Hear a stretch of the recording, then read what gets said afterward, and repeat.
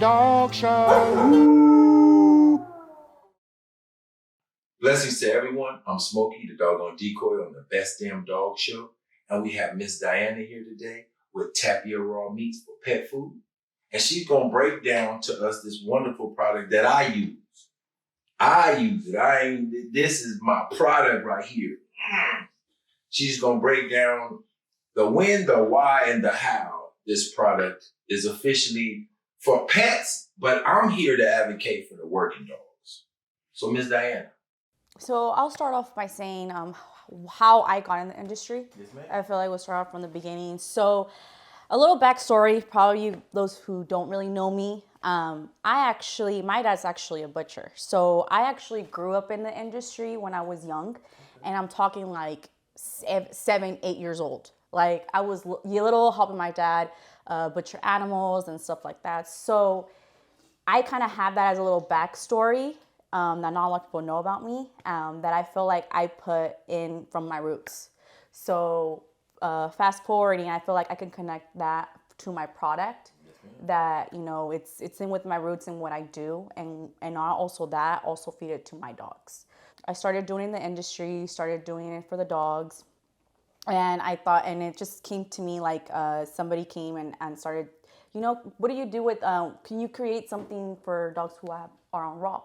So then we're like, yeah, sure. So then we started grounding stuff, and I started researching a little bit, and I'm like, okay, what is this, like raw food? Because I didn't even know about the raw food. Okay. It was new to me. You know, I had a dog was on kibble, and this was like, you know, 4 or 5 years ago. So I didn't really know raw about myself, like, you know, the raw industry. So started doing it and stuff, and she started slowly teaching me about raw food.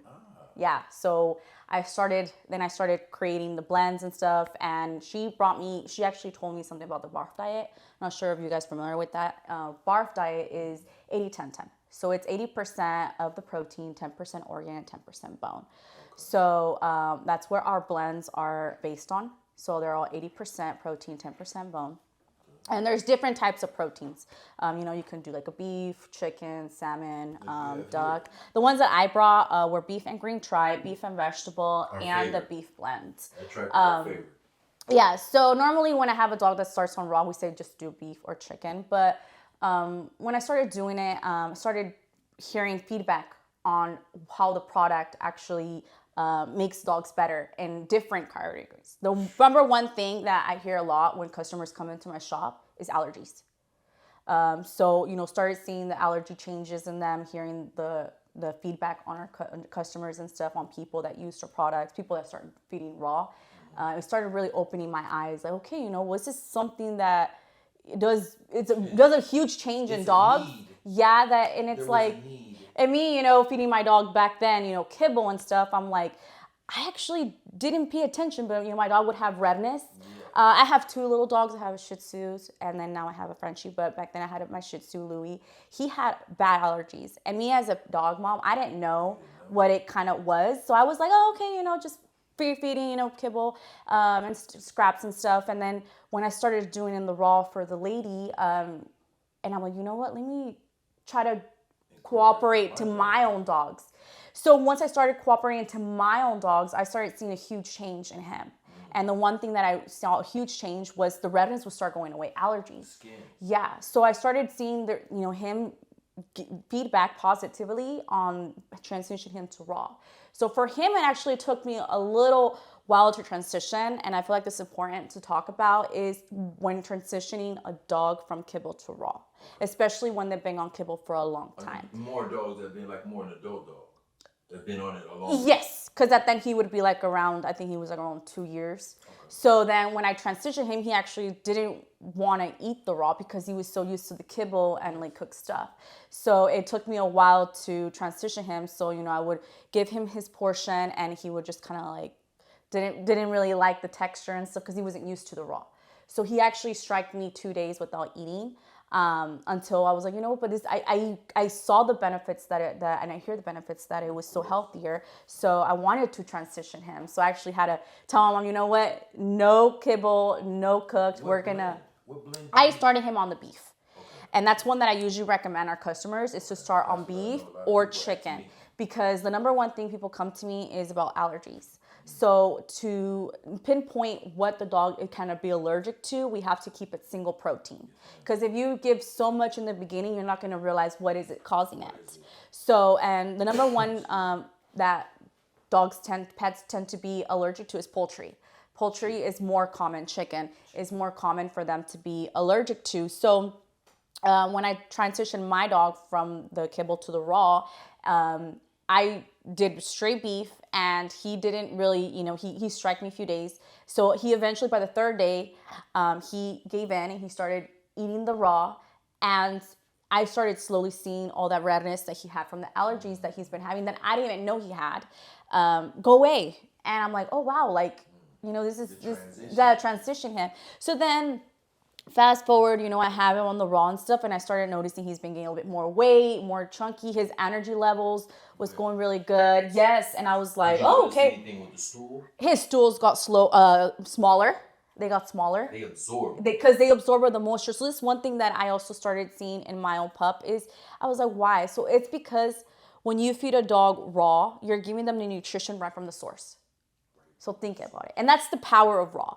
The power of raw is you're able to give your dog all the nutrition right from each source without any fillers, without any preservatives, all that stuff that's in commercial food that is bad for dogs. And me noticing that difference of like seeing my dog go from, starting on being on allergies and those scents to now, on a raw diet and seeing all those changes, me physically seeing it on my pup, I'm like, okay, like this, yeah, I see it, the huge change and improvement. So that's a little bit about kind of like how I transition my own dogs, because I use the same product on me and I connect to my customers as a dog mom. So I feel like I connect because I feed it to my own pups. I've seen the difference that it did on my pups and how it improves overall their health. I have no issues with them. They go less to the restroom, their energies. I mean, he is now like 5 going on 6 years and he still has that puppy energy in him. And I seen my other friends' dogs and they're like, Diana, my dog's senior and he's having doing senior. Yeah. So, and it's like, well, transition them. And then they started seeing the process of how it actually makes a huge difference in them. So, that's, so, me kind of going back into how I cooperated into my own dogs, I can relate so much and I want it. And I'm like, this is something that is a huge change in dogs in the industry, making them more healthier in a sense. No, they are. Your product makes dogs healthy. I'm a testament. My dog, I feed all my dogs this. A lot of my clients feed this. And we got working dogs. Our dogs are putting out 125%. This is putting back at least 100%. If they're putting out that much, you know what I mean? This is putting back at least 100% of what they normally would eat without us. Especially because you put so much organs in there. A lot of places do not put the organs that you put in there. And you said with the BARF diet, but I think you still got your own blend that's different than the normal BARF diet, right? Yeah. So we have different types of proteins, but we all blends, I should say. But we stick within the BARF diet at the moment to because we feel like the dogs get the more nutrition. Dogs actually do get the more nutrition from protein, organs, and bone. They don't get they don't need extra fillers to to have a nutrition value. They get the nutrition actually from the organs, from the bone, from the actual meat, from real products. That's what real products. From blood, let's say blood. Yeah, so that's a good one also. So and commercial feeding like kibble, they don't have moisture in that. There's no blood. There's no moisture. So what do the dogs have to absorb? Besides just powder and stuff, within the raw feeding, you're able to absorb that moisture, that nutrition, and they're able to obtain that. So they go less to the restroom. So they actually, they're hydrated. Yes, they're hydrated. The blood in the wild, dogs eat Dogs can go on raw and go a couple days without eating. Yes. And they won't drop dramatically in weight. Well, not. Versus being on kibble, if they go a couple of days without eating, you're going to see a huge difference right away. Because dogs don't drink water every day in the wild. No. So if they're eating a carcass every few days, they're getting the hydration from the carcass, which means the organ need the same like you putting in. So I always try to stress to people, raw hydrates your dog naturally. Kibble dehydrates your dog.